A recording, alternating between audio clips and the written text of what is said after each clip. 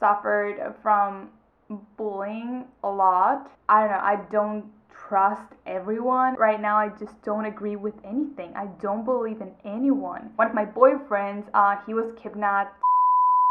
Hi guys, and welcome back to my channel. If you're new here, my name is Valentina, and today I don't really have anything planned to say for this video. I don't know, it's something I don't think I talk about a lot. Like, I do a lot of story times in my Spanish channel, but I haven't talked about how my childhood was growing up in Venezuela, which, if you don't know, if you're not from here and if you're not from Latin America, maybe you don't know what's going on here right now and for the last 21 years. I'm not gonna talk about that. I'm not gonna talk about what happened. Like, yes, in 1999, Hugo Chavez won the elections, the presidential elections, and then everything changed. But I wanted to, I don't know, just talk about my childhood. So let's get started with this. Again, I don't have anything specifically planned because I wanted this video to be like from my heart and just like telling you guys my experience.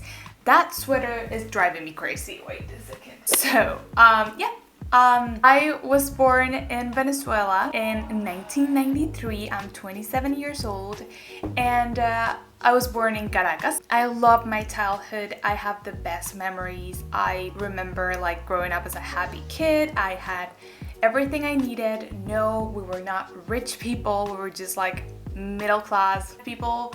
I remember, yes, I traveled a couple of times in the 90s. I've always lived with my mom, my brother, and my sister also used to live with me until I was like probably 7, 8, and don't really remember. They're older than me, so they moved out. So I basically grew up being an only child, even though I was not, just because my siblings were a lot older than me. I guess I was a little spoiled. I'm not gonna lie, I am a little spoiled.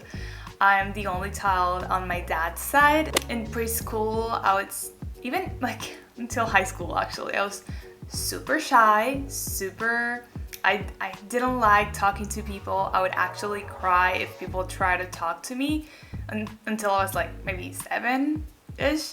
Because I just didn't like people coming to me and talking to me, and I would just get scared, which I still do. I just don't cry anymore. And yeah, so that was when, like, until 1999, when I remember everything they would talk about was the elections, and then after that, Chavez being the president, everything started changing. So my parents and my family would talk a lot about politics and like what was happening, and then like all these things that I didn't care about because I was 7 years old. And so I grew up always listening what was happening. Like, of course, wherever you live, you heard about the news, but here at some point the news became everything. Like, everyone was like watching the news all the time. It was the only conversation people would have, and that was like, I didn't understand, and it upset me a lot because I couldn't understand, I guess, how bad the situation was, but I also like didn't care because I was so young. I went to a private school, and that's very common here. Public education in general was not great, so yeah, I went to a private school. I loved the education there. I think it was great. They made a lot of mistakes with me personally at that school. They were not very fair for some things, but I still believe the education was very, very good. So I was a really shy girl, so I never had, and I didn't like playing sports or anything like that. I liked being at home with my books, watching TV, probably Disney Channel, and I was never the type of kid that would go to the park and play because of two things. First, I was really introvert and I didn't like doing a lot of activities, but also after 1999, things got worse in terms of safety, and it was just very dangerous to go outside by yourself or even with your parents. It was just not safe to be out late in the night or even in the afternoon. Like, I would never go to the park by myself. I guess I didn't have as much freedom as kids maybe in the US have, or even in Europe, but I was still a very happy kid and I loved being by myself. That was something I've always liked, and I didn't have that many friends. I still don't. I can count my real friends with one hand, probably maybe 2. I don't know, I don't trust everyone. I like to create like real close relationships versus like having 1,000 friends. I'm not like the type of person that would go around making friends.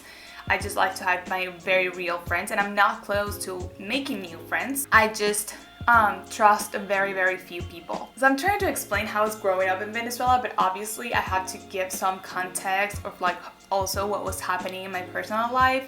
So during middle school, I struggled a lot.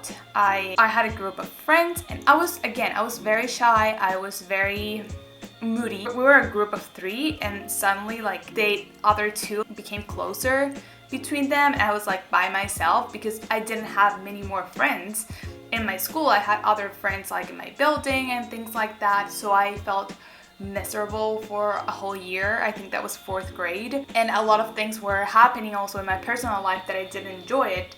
So it's weird because I remember those years with like happiness, but all my happy memories are not related to my school, are not related to my school friends, are not related to anything like that. They're just related to like personal experiences or things I was doing. Like I remember the books I was reading, I remember the trips I did with my family and things like that, and that makes me think I had a very happy childhood, but I know it was a very, very lonely childhood too. In high school, everything became, I think, more crazy. It was good for the first 2 years of high school, and then I've told this story before. I should tell it here sometime, but like I got my first boyfriend, and it was a complete mess. I suffered from bullying a lot, and people talking and saying I was a lot of things I was not, saying I was doing a lot of things that I was definitely not doing, which even if I was, like, it was not their problem, but I was really not. But then at the end of high school, I remember I would go to like more social meetings and like little parties at friends' houses, or like not even friends, like people I knew. Like someone would invite me like, hey, do you want to come? Not the person of the party. I was never invited directly from the person that was hosting the party, but some friend would invite me and I would go. I was really trying hard to be a little bit more social. I got more friends. I get close with people that I don't talk that often with anymore, but I love them so much. Again, I was still in the same school. I studied my whole life in the same school. I was in a really close circle of people. So I was very judgmental. I was very close-minded. I guess, I don't know if that's the correct word, but I remember just judging everything that was different to me. Now I see a lot of people from high school that I don't talk to anymore, or even that I never really had a close relationship with, and I see them being the same person that they were when they had 16, and it's so sad. But we'll get there. I started going out, but it was very dangerous. I remember my mom asking me to stay at people's places, like sleep there, so she wouldn't have to go out and pick me up. Because like I remember my sister got kidnapped once, my dad got kidnapped once. Thankfully nothing too bad happened. It was really quick. One of my boyfriends, he was kidnapped when he was leaving my apartment. His parents came pick him up. It was like a high school boyfriend, so our parents would have to drive us everywhere because first we were not able to drive, and then it was very, very dangerous being around by yourself or even with people. He got kidnapped with his parents in the car. I don't know if it was both of his parents or how it was because I don't really remember. Even when I was little, I went downstairs to, again, a mom of my friend was picking her up. I was like 6 or 7, and my mom went downstairs with me, and these guys tried to rob her SUV, like my friend's mom's SUV, and they had a gun and everything, and I was there. So it's just a lot of experiences that just, it was bad. Then my last year of high school, I was dating a guy that was like 4 years older than me or 3 years older than me, and we were driving around and we got stopped by the police and they stole my phone. So it's like a lot of things that just didn't make me feel safe, that didn't make me feel comfortable. I always been a very stressed person, and knowing that I was in a city where I could never go outside and feel safe, that I could not go to a mall and take up my phone and make a call because someone might be looking at me and might take my phone just because they couldn't get it themselves, or they didn't want to work to get them themselves.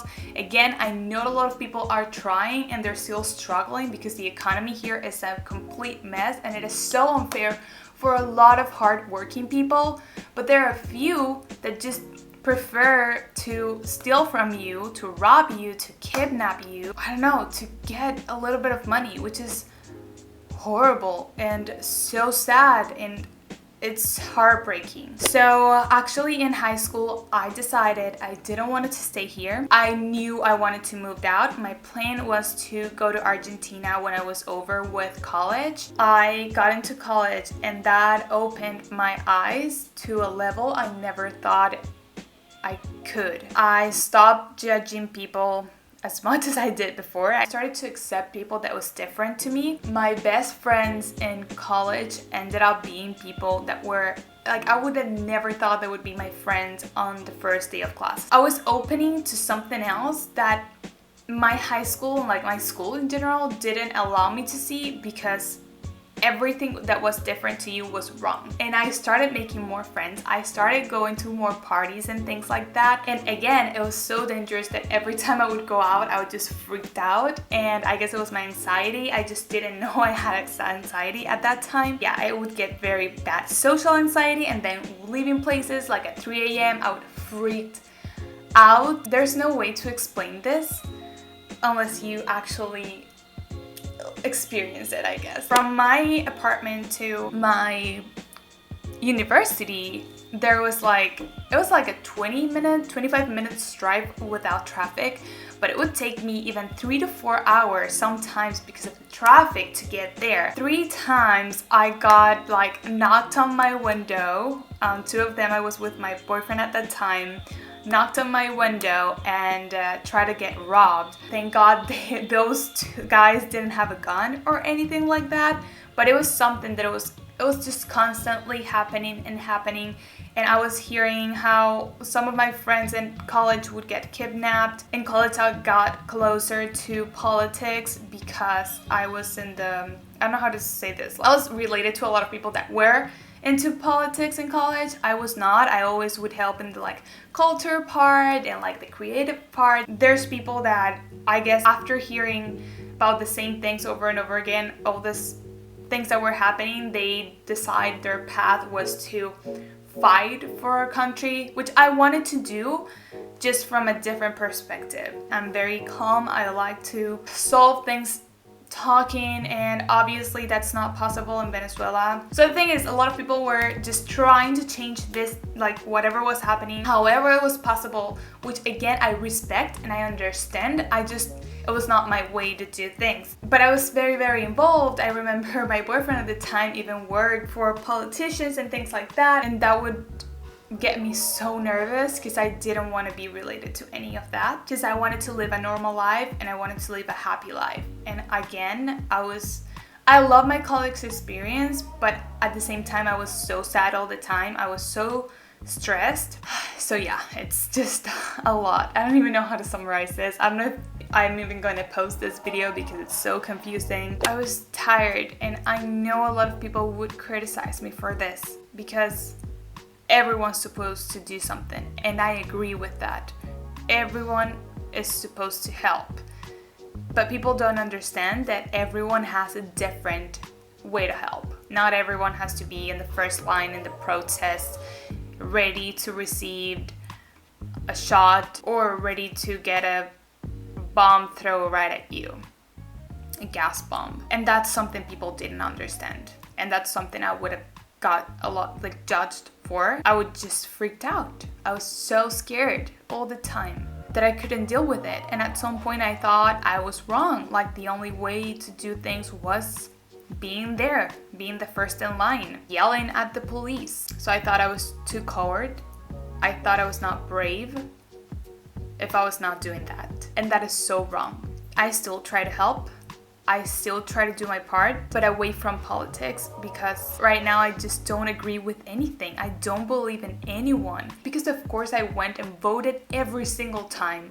I try to share as much information as I could. As a journalist, I try to share information. But there was a point where it was all these promises, all this lie. I just want to believe in whoever decides to make my country a beautiful place again. A lot of people ask me what my parents do. My dad doesn't even work. So we did have a time where we struggled more financially. During my childhood, it was a little better. And then during high school and college, it just got worse. It got a lot more difficult. I lost a lot of, I guess, privileges I had. Not like in a horrible way, but it was noticeable. So I did see the struggles too. That's why I feel like I had to work hard to help my parents and to give them whatever they deserve. I'm not there yet. I can't help them as much as I would like to. I just feel like they deserve a better life, and I felt like I deserve a better life, and that's why I ended up moving to LA for a few years, where I grew up so much, and then I had to come back here because my visa expired. So you already know that story. You already know what happened. I'll leave the video up here. I do know I'm lucky. I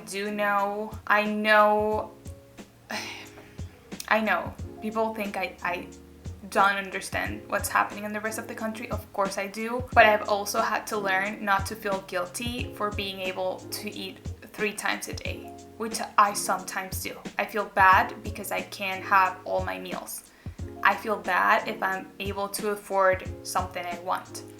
I feel bad if I travel because I know a lot of people can't do it, so it's very difficult. It's a very difficult topic, but I just want to explain. I wanted to explain how my childhood was, even in high school and college when we were struggling economically a little bit more. I had everything I needed. I always had a place to live, and I always had food on my plate. So I'm so thankful for that, and I know I should be, and I am every single day of my life. That's my story. It's not a crazy story.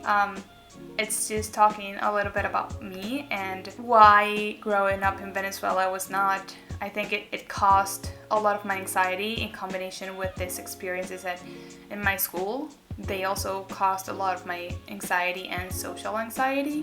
Things happen and you have to deal with them and learn to understand yourself and learn to accept where you come from and understand that it's not your fault. So yeah, I hope this video makes sense. It was a really personal one at the end. I hope you guys enjoyed it. If you did, please give this video a thumbs up. You know that helps me a lot, and subscribe to my channel if you haven't already. I'll see you guys in the next video. Bye.